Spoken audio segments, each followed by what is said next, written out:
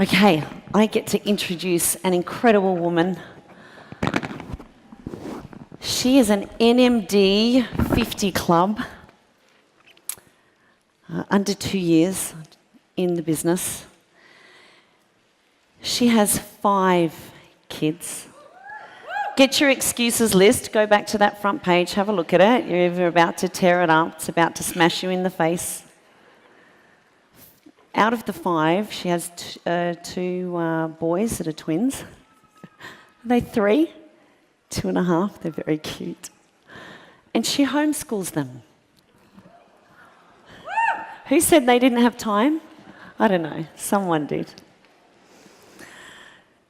She's lit up all of New Zealand, and she just shares with so much courage and heart and grit and resilience, and I just love everything that she stands for.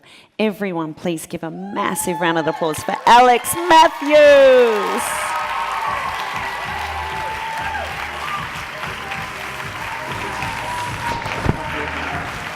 Here's your clicker.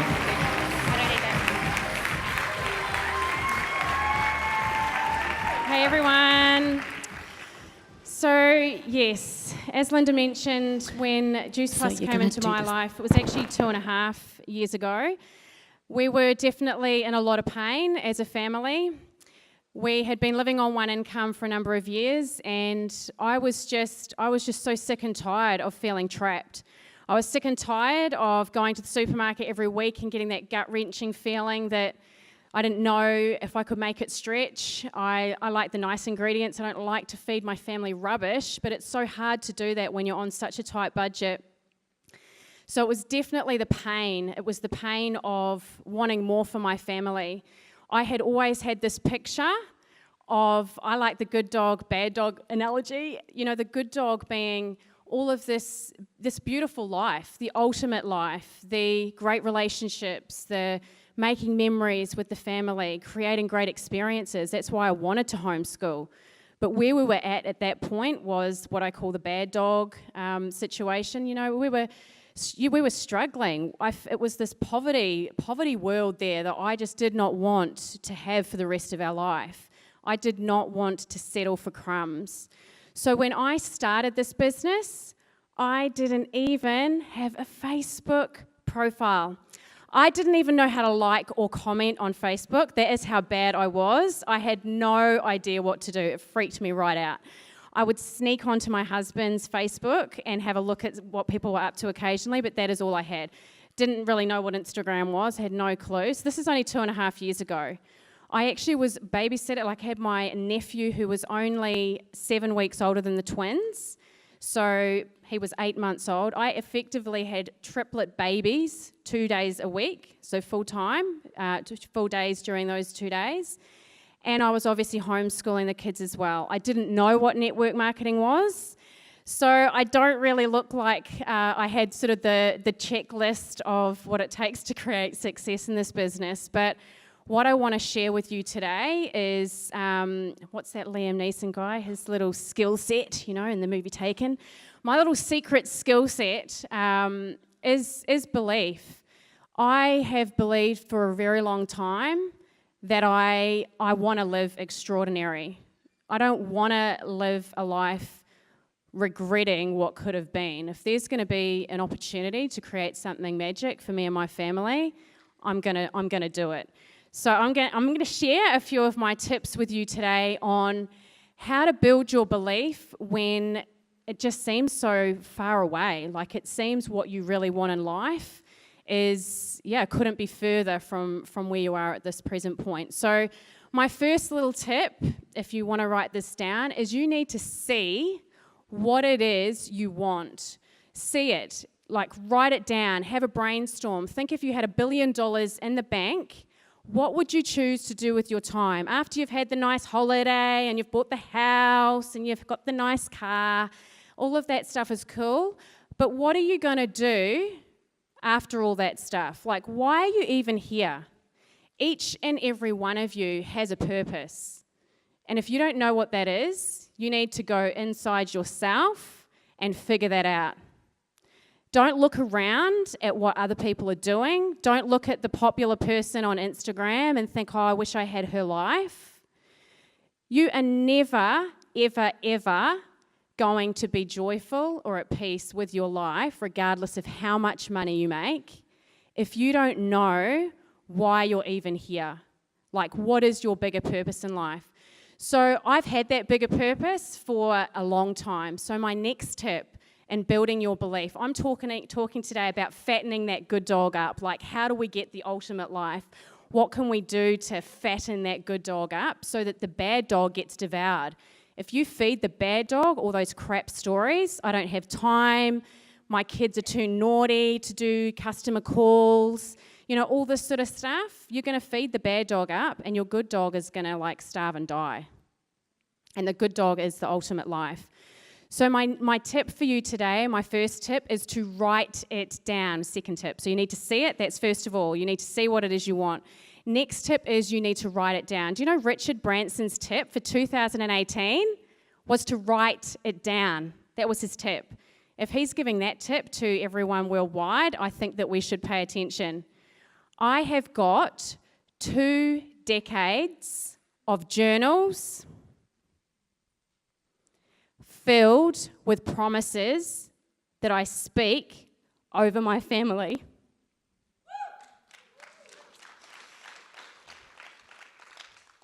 I have got words and words and words that I have spoken over my family through those crap times.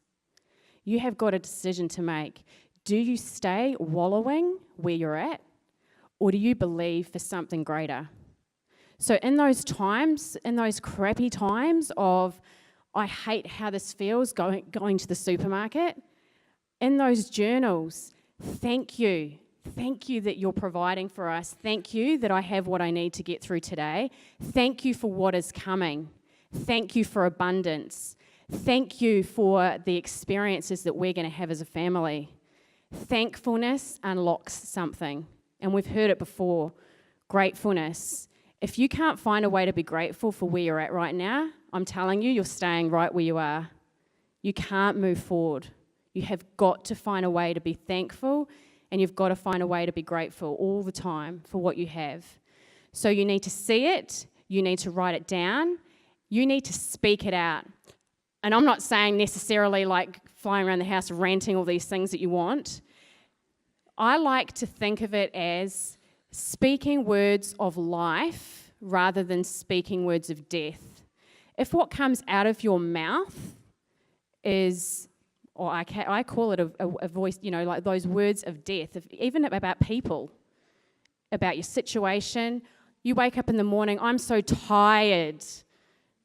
Is that like speaking life over the ultimate dream life, your good dog? Are you feeding that? Be very mindful about what you are speaking out into existence, because whatever you choose to speak out, it'll come into fruition. And that goes for the thoughts that are going on in your head as well. You need to find a way to turn those words and your mind and those words that come out, you need to find a way for them to be life-giving rather than death-giving. We don't want to feed the bad dog, remember. We want to kill it. So my next tip is walk with the wise. How can you fatten up that good dog, your ultimate life, if you are standing around with people who are feeding your bad dog right under your nose? Oh, what is that crap that you're taking anyway? Does it even work? Oh, you're still doing that pyramid scheme. And they're doing it right in front of you. Be very mindful about who you allow to speak into your life. That's something that I've been very, very careful about in my whole journey, because there were a few little rocky patches there at the beginning. Choose to surround yourself with people who are cheering you on for that ultimate life. And if there's someone you really admire and respect and they have all those things that you want, pay close attention to what they are saying. So the other tip that I'm going to give you, so you're fattening the good dog up with all of these things. You've seen it, you're speaking it out, you're writing it down. This is the one that can be the toughest.